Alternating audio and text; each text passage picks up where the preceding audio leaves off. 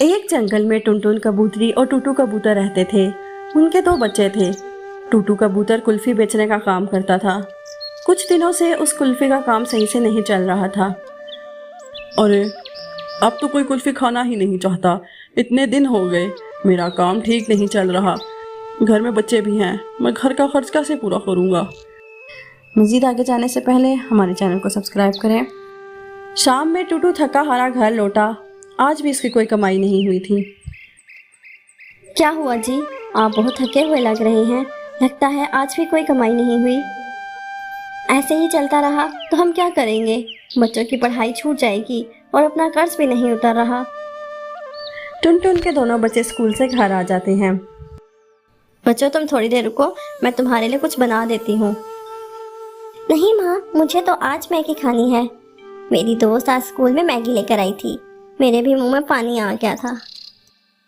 टुनटुन पिंकी को पैसे दे रही थी और वो जाकर बाजार से मैगी ले आई और टुनटुन उन्हें मैगी बनाकर देती है। वो अपने शोहर से कहती है, सुनो जी, आजकल बच्चे और बड़े सभी मैगी शौक से खाते हैं। तुम भी कुल्फी की जगह मैगी बेचना शुरू कर दो।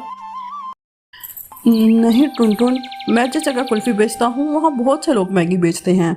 हमें कुछ अलग सोचना होगा। मैं सोच रहा हूँ कि हम मिट्टी के बर्तन में मैगी बेचते हैं। ये तो बहुत अच्छा है। मैं तुम्हारे लिए बहुत से मैगी और मिट्टी के बर्तन बना दूंगी। टुनटुन, ऐसा करो, कल से तुम भी मेरे साथ चलो मैगी बेचने।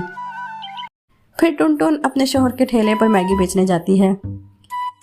आइए आइए, मैगी खाइए। बहुत ही मज़े की कुल्हड़ मैगी अपने जंगल में पहली बार आई है। टुनटुन की आवाज़ सुनकर बहुत से परिंदे उसके ठेले पर आ जाते हैं। अरे बहन, मेरी दोस्त को और मुझे मैगी खिलाइए। अरे वाह, इस मैगी का तो कोई जवाब ही नहीं। इसका जायका तो बहुत अच्छा है। कुछ ही देर में टुनटुन की बनाई हुई मैगी हाथों हाथ बिक जाती है। अरे वाह, आपकी कुल्हड़ मैगी का आइडिया तो बहुत ही अच्छा था। अब हमें कल और ज़्यादा मैगी और मिट्टी के बर्तन बनाने होंगे। इस तरह टुनटुन कबूतरी अपने शोहर के साथ कुल्हड़ मैगी बेचने लगती है और खुशी खुशी अपने बच्चों के साथ रहने लगती है। एक जंगल में टुनटुन नामी चिड़िया रहा करती थी। उसका सोडे का काम था।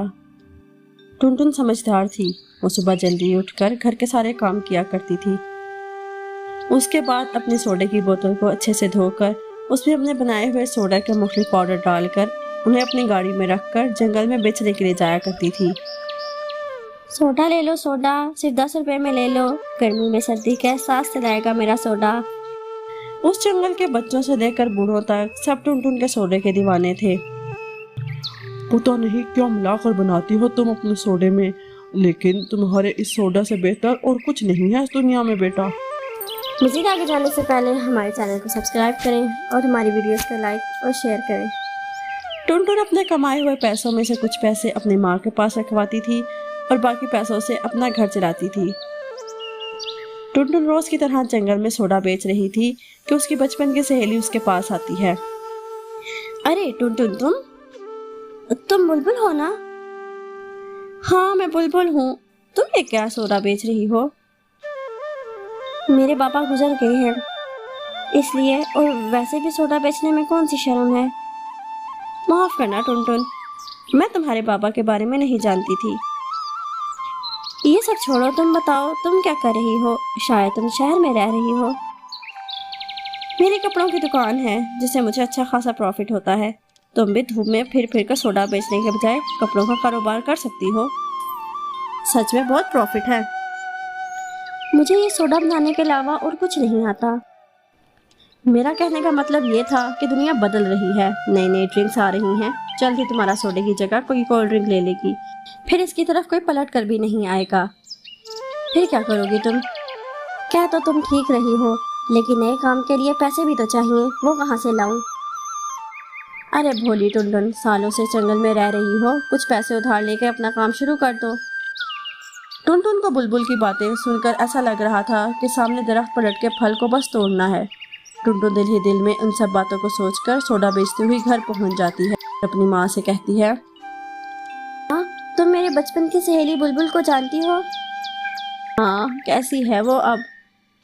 वो शहर में कपड़ों की दुकान लगाकर ढेर सारे पैसे कमा रही है। माँ, कपड़े के काम में बहुत फ़ायदा है, इसलिए इसने मुझे अपनी दुकान खोलने की सलाह दी है। तो उसकी माँ उसकी सारी बात सुनने के बाद कहती है, तुम्हारी बात तो ठीक है बेटा, पर कपड़ों के कारोबार के बारे में तुम्हें कोई तजर्बा नहीं है। माँ, तुम सेठ जी से कहकर मुझे कुछ पैसे उधार दिलवा दो ना। टुनटुन अपनी माँ के साथ उस जंगल के सेठ के पास जाती है और उन्हें सारी बात बताती है। तुम्हारी बात तो सही है बेटा, पर तुम इतने सारे पैसे लोगी तो कर्जा ज्यादा हो जाएगा बेटा। सेठ जी, आप मेरे सोडे वाली गाड़ी रख लो, कुछ पैसे उस गाड़ी के और कुछ पैसे उधार दे दो। सेठ जी उसकी गाड़ी लेकर और कुछ पैसे उधार दे देते हैं। टुनटुन उन पैसों से अपनी दुकान खोलती है। कपड़ों की मार्केट के बारे में इल्म ना होने की वजह से एक तो कपड़े महंगे मिलते हैं, जंगल में जान पहचान होने की वजह से सब आधे दाम पर मांगते हैं, कुछ परिंदे उधार मांगने लग जाते हैं। गाड़ी कितने की है? 600 रुपये की है। अरे टुनटुन, अब तो मुझसे भी इतने पैसे लेगी, ये 300 रुपये ले और रख ले, ज़्यादा सवाल न कर। अब अभी ये कहकर गोरी कभी खरीद से भी कम पैसे देकर साड़ी ले जाती है। इस तरह कुछ लोग बिना पैसे दिए ही सामान लेकर जा रहे थे। इस वजह से टुनटुन की दुकान बहुत जल्द ही बंद हो जाती है, जिस वजह से टुनटुन बहुत ज़्यादा परेशान हो जाती है। उसकी परेशानी बढ़ाने के लिए उसके कर्जदार भी उसके घर पर आना शुरू हो जाते हैं। 3 महीने हो गए बेटा, अभी तक कोई पैसे नहीं दिए तुमने। जी चाचा, मैं कुछ करती हूँ। बेटा, तुम्हें परेशान होने की ज़रूरत नहीं है, मैं हूँ ना। परिंदे गलतियों से ही उड़ना सीखते हैं। लो, मेरे पास कुछ पैसे हैं, शायद तुम्हारे काम आ जाएं। शुक्रिया माँ, मैं दोबारा से अपने सोडे वाला काम शुरू करूँगी। तुमने जो सोचा था बेटा, वो बहुत अच्छा था। बेटा, कोई भी काम शुरू करने से पहले उसके बारे में पूरा इल्म होना ज़रूरी है।